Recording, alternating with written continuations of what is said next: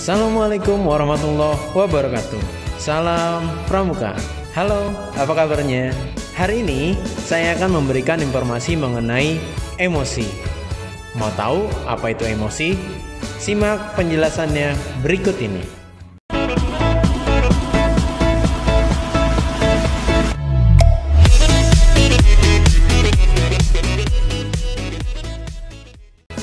Emosi adalah perasaan intens yang ditunjukkan kepada seseorang atau sesuatu. Emosi adalah reaksi terhadap seseorang atau kejadian. Emosi dapat ditunjukkan ketika mereka senang mengenai sesuatu, marah kepada seseorang, ataupun takut kepada sesuatu. Kata emosi diturunkan dari kata bahasa Prancis emotion, dari émouvre yang artinya kegembiraan, dan dari bahasa Latin émover, dari varian X yang berarti luar dan mover yang berarti bergerak. Maka dari kebanyakan ahli yakin bahwa emosi lebih cepat berlalu daripada suasana hati. Sebagai contoh, bila seseorang bersikap kasar, manusia akan merasa marah.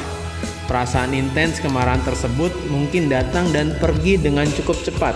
Tetapi ketika dalam suasana hati yang buruk, seseorang dapat merasa tidak enak untuk beberapa jam.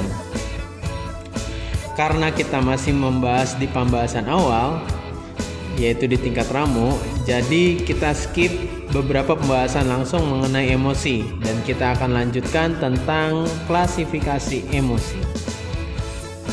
Salah satu cara mengklasifikasi emosi adalah berdasarkan apakah emosi tersebut positif atau negatif.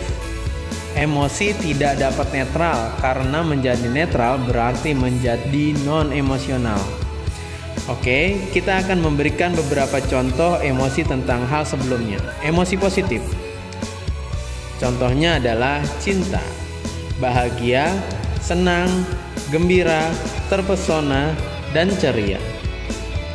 Adapun emosi negatif, contohnya adalah marah, sedih, takut, malu, dan cemas.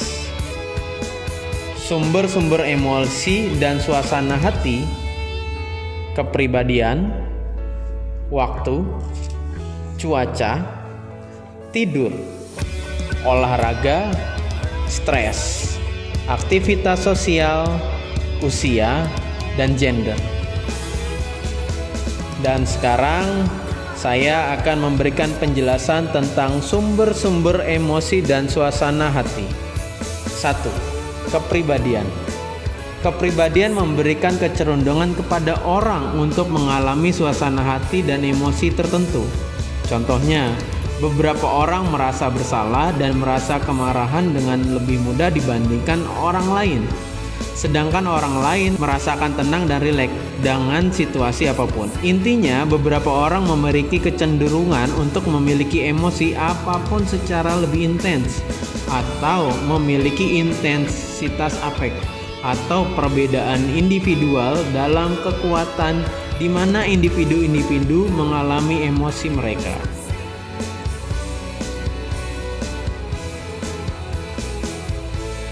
2.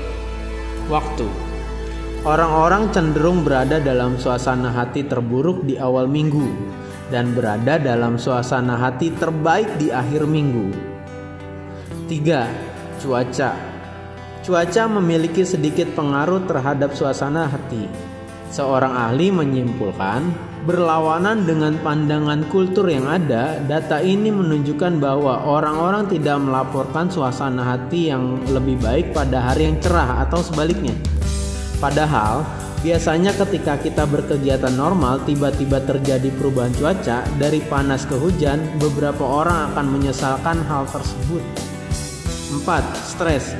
Sebuah penelitian menghasilkan pernyataan adanya peristiwa yang terus-menerus terjadi yang menimbulkan stres tingkat rendah, menyebabkan para pekerja mengalami tingkat ketegangan yang semakin lama seiring berjalannya waktu semakin meningkat. Seperti seorang pekerja yang terus-menerus bekerja tanpa libur setiap pekannya akan lebih besar memiliki dampak stres. Begitupun pelajar yang belajar setiap waktu tanpa libur atau bermain. 5. Aktivitas sosial. Orang-orang dengan suasana hati positif biasanya mencari interaksi sosial, dan sebaliknya, interaksi sosial menyebabkan orang-orang mempunyai suasana hati yang baik. Jenis aktivitas sosial juga berpengaruh. Penelitian mengungkap bahwa aktivitas sosial yang bersifat fisik, informal atau epikurean lebih diasosiasikan secara erat dengan meningkatkan suasana hati yang positif dibandingkan dengan kejadian-kejadian formal atau yang bersifat duduk terus-menerus. 6. Tidur. Kualitas tidur mempengaruhi suasana hati. Satu dari alasan mengapa tidur yang lebih sedikit atau kualitas tidur yang buruk menempatkan orang dalam suasana hati yang buruk, karena hal tersebut memperburuk pengambilan keputusan dan membuatnya sulit untuk mengatur emosi. Jadi jangan keseringan begadang ya. 7. Olahraga. Penelitian secara konsisten menunjukkan bahwa olahraga meningkatkan suasana hati positif. 8. Usia. Suatu penelitian atas orang-orang yang berusia 18 hingga 94 tahun mengungkapkan bahwa emosi negatif tampaknya semakin jarang terjadi seiring bertambahnya usia seseorang. 9. Gender. Dalam perbandingan antar gender, wanita menunjukkan ekspresi emosional yang lebih besar dibandingkan pria. Mereka mengalami emosi secara lebih intens dan mereka menunjukkan ekspresi emosi positif maupun negatif yang lebih sering, kecuali kemarahan. Baiklah, sepertinya pembahasan tentang emosi cukup sampai di sini. Semoga apa yang disampaikan dapat menambah pengetahuan kita di masa yang akan datang. Kurang lebih mohon maaf. Salam Pramuka. Pramuka semanis coklat.